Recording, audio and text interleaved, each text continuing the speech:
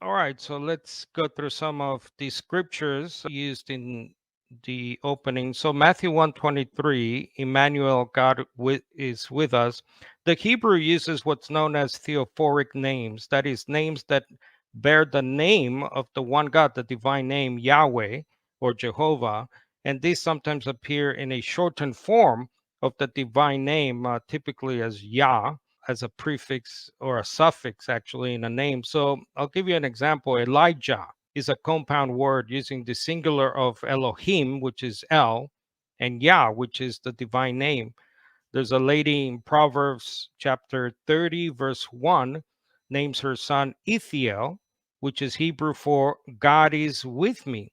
So no one would imagine that a child given such a name was God in the flesh. So this is just it doesn't follow. It's a non sequitur. He used John 20:28, where Thomas calls Jesus Lord and God.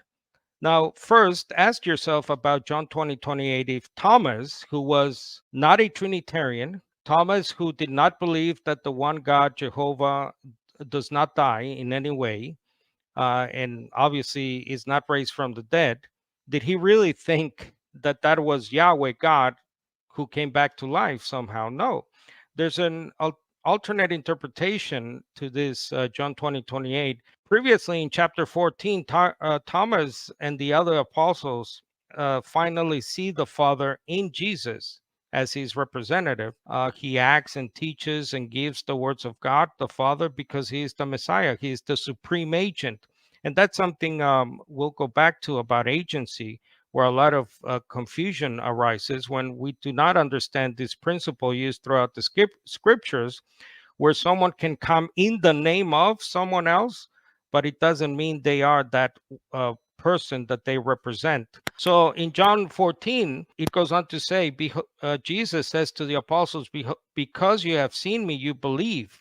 So they understand that the Father is in Jesus, God the Father.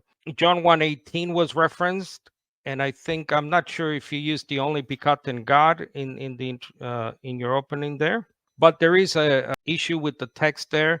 I realized that the earlier so-called manuscripts or copies of where this verse appears have the monogenes theos, the only begotten God. But even Trinitarians have issues with that. Obviously, God is not begotten, never. If you check the Theological Dictionary of the New Testament, on the word, I believe, is monogenes, if not theos, they attribute the only begotten God reading to a corruption. I'll just read a section here. It can hardly be credited of John, they say, who is distinguished by monumental simplicity of expression. The reading and only begotten God corresponds to the weakening of monotheism in Gnosticism. It derives from this. So the Theological Dictionary of the New Testament, standard work of scholarship among the Trinitarian field, understands that it is not only a corruption, but it stems from Gnosticism. So you can take it up with them.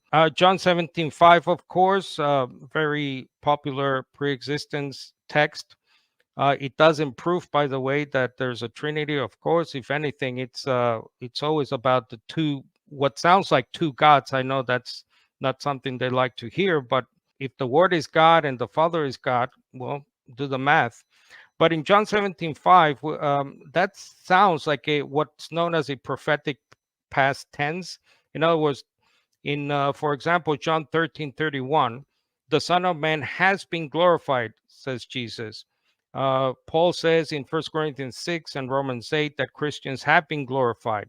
So this is glory in prospect, if you will, glory in a sense that he had the glory with God, but as a promise, because later in John 17, in verses 22 and following, he talks about how he has received that glory, and in turn he gives it to believers. Colossians 1:16, again, if true, if the Son was literally there at the point of Genesis, it would overturn at least 50 or so statements in both testaments where the Father alone is by myself. Isaiah 44:22, I alone created the heavens and earth, I by myself, no one was with me, some texts read. That's Isaiah 44:24. And also, I'd like to know from my opponent in our Q&A, Hebrews 1, the first two verses there are clear that the Son was not visible nor speaking in the Old Testament. My opponent seems to think that every so-called theophany or appearance of God in the Old Testament was in fact the Son. Yet the writer of Hebrews in his opening there does not have that. It overturns Jesus saying that God created the world, Mark 13:19. He created them male and female, he says in the Gospel of Matthew. So Jesus was not there. Jesus should have said, we created, or something like that. John 8:58 was brought up as well. This is not a reference to the divine name. The divine name in the Greek translation or the LXX is oon. It's not simply ego eimi. So the self-existing one, oon, has sent you. That's the shortened form of that divine name there in the Greek translation. And this is believed to be used in the Revelation of John at various places. Him who is, who was, who is to come. That phrase is never used for the Son. There's also a translator bias there in John 8:58. In every other place that ego eimi appears, it does not appear capitalized by the translators, and it appears for the first time when the blind man says ego eimi. I believe they're in John as well. He used Mark 1. Again, this is a perhaps not understanding the principle of agency. But when it comes to the opening of the Gospel of Mark, he uses various Old Testament texts to apply them to John the Baptist and Jesus. So he uses, for example, Exodus 23, Malachi 3:1, as my opponent pointed to, prepare the way for the Lord, who will prepare your way. Now, Mark makes a slight yet important change from the original prophecy in Malachi 3:1. For example, it says, prepare the way before me, that is Yahweh, the one God speaking, but Mark changes it to prepare your way. In other words, Mark is reappropriating, if you will, that original Malachi text to apply it to someone else. In this case, Jesus, the messenger of the covenant. Now, the reason for the change was to allow for a clear messianic interpretation by Mark there. The Dead Sea Scrolls, by the way, when quoting this passage, they actually have two distinct figures in Malachi 3. Therefore, behold, I send my messenger, and he shall prepare the way before me, and they will suddenly come to his temple, the Lord whom you seek, and the messenger of the covenant. So this community, the Dead Sea Scrolls community, seem to be reading both the one God, their Yahweh, Jehovah, and his messenger, who turns out to be the Messiah, Jesus. So there are two different figures here. But look, if you do not understand the principle of agency, then you must say that Elijah, the prophet, is actually the Baptist in the flesh. Because later in Malachi 4, as we know, it talks about how Elijah will come.